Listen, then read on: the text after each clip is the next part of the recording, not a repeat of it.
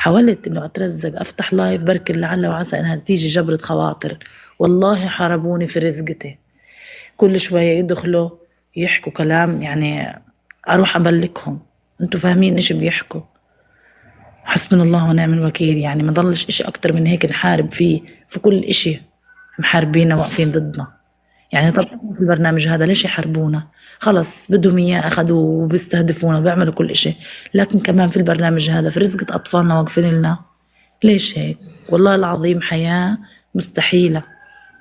لما الطفلة بتيجي بتحكي لك يما بدي بوت بدي كذا بدي شغل، طب أنا من وين مثلا بدي أجيب؟ أنتوا بتحاربونا على البرنامج هذا، وين بدنا نروح؟ يعني كله تهدم كله راح. رزقة جيزاننا اللي كانوا يشتغلوا منها، كانوا في اليوم على الأقل يلا يجيبوا لهم 50 شيكل، كلها راحت. ما فيش. يعني أنا أحكي لك جوزي إيش كان يشتغل، كان يشتغل في البلاط، يروح يبلط عامل يعني عند واحد شغيل، كان يترزق. اللي فيه الرزق يجيب، لكن هل لقيت لا ضل بلاط ولا ضل دور اللي يروح يبلط؟ وين بده يروح يبلط؟ في الشارع؟ فيش. والله يا إخوان هل لقيتها إيش بسوي؟ بروح بلم الحطب والكرتون. ما ضلش هاي حياتنا. والله العظيم ما ضل أكتر من هيك نحكي فيه. يعني الرجال كلهم حتى اللي بيحكوا لكم وضعهم سيء جدا. إيش لما بتشوف شباب بيعيطوا؟ الشاب لما يعيط يعني خلص الهموم زي الجبال على قلبهم. ما ضلش أكتر من هيك. لا لسه إحنا نطلع نحكي أهون من لما الشاب يطلع يبكي ويعيط. يعني أنا واحد من الناس جوزي خجلان يخش زي كده ويناشد، ما بيرضى يخش البرنامج. أنا اللي بقى أناشد. يعني مش هين عليه نفسه إنه شاب طويل عريض يخش يصير يعمل يعني يبكي يعني عنده عيلة برقبته. يعني عيلة كل إنسان عنا، وكل واحد في غزة. ما تقولوا ليش ما حدش قالكوا تخلفوا، لا هذه ربنا وهذه حرب ما كناش عارفين إنها راح تصير. في ناس كتير بتقعد تتمجلز كتير علينا يا أخ لا بهجت، يا أختي، إنه اسمعي أنتوا يا ست عارفين إنه هذه الناس، حرب بتصير اسمعي ولا يا ست تخلفوا. الناس. يا أستاذ. رغم كل اللي حصل، ما حدث في 7 أكتوبر كان هو الحق. ولو اجتمع عليكم الإنس والجن ما زال ما حدث في 7 أكتوبر هو الحق. الناس اللي عاوزة تحرر، ما في محتل يجب أن يستمر. كنتم مسلمين أو غير مسلمين فالمحتل عليه أن يرحل. أما المستسلمين ولاد الكلب الوطين الملاعين الله يلعنهم ويحرقهم بجاز وسخ، دول عالم منبطح. يعني ايه واحد محتليني وطاردني من ارضي واخد مقدساتي وتقول لي اصل انت اللي جبته لنفسه؟ لا انا ما جبتوش لنفسي، انت اللي جبت لي الاذيه يا ابن الكلب يا واطي.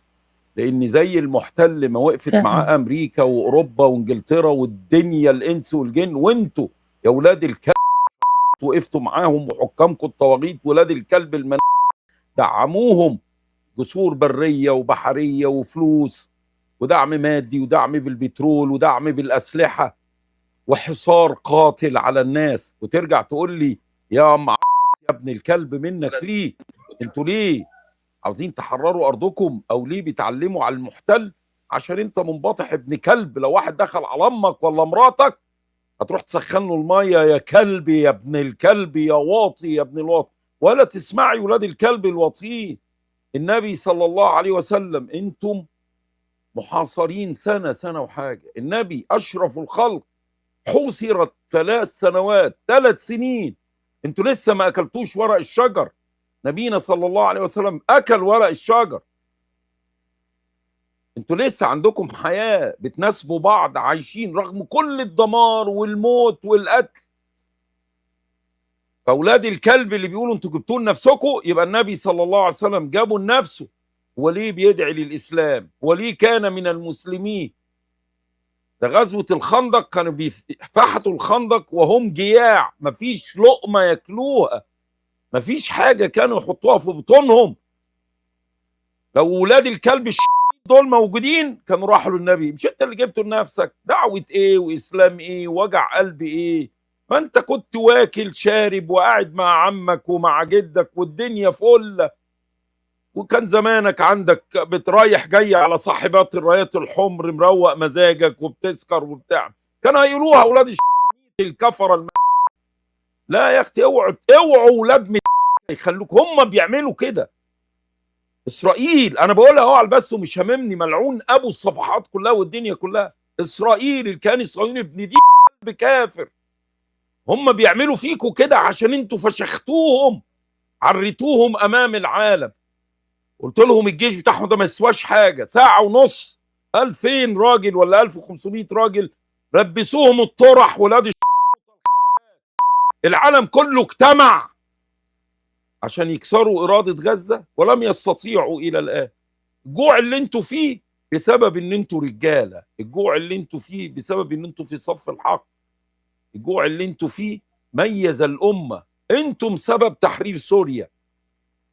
صمود اهل غزه هو اللي حرر سوريا، لانكم ان لم تكونوا صامدين الى الان ما كانش هنجح الهجوم، ولا كانت امريكا بدات تبدل الاوراق، ولا كان حزب الله حصل له اللي حصل، ولا كان ايران اتحط عليها. فصمود اهل غزه هو اللي حرر سوريا، وهو اللي هيحرر 7 اكتوبر، هو اللي هيحرر الامه تاني. وبكره تشوف. احنا لا نعلم الغيب، لكن ربنا ربه اسباب، الاسباب بتقول كده. اوعي حد ابن كلب واطي يقول لك جبتوه لنفسكم. لا، ما جبناهوش يا ابن الكلب. المقاومه كانت تقاتل، والدول الشرقيه الضعيفه بنت الكلب الواطيه زي ما امريكا طلعت. ما طلعتوش ليه يا ولاد ولا انتوا مش من المسلمين؟ ما طلعتوش تدافعوا عن القدس ليه يا ولاد الكلب؟ ولا القدس مش تبعكم يا خوات؟ خلاص يا ولاد ما بقيتوش مسلمين، بقيتوا تبع الغرب، الامريكان والكفره ولاد الكلب.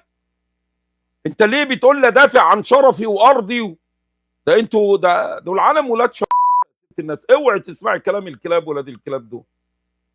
انا اسف بقول لك معلش، يعني شوف ابنك الصغير ولا جوزك، اي كلب ابن كلب يتكلم كلمه خلي جوزك يفتح سوستته ولا يقلع بنطلونه ويطرطر عليه ابن الكلب، يسقيه حتى بقوله خساره فيه كمان.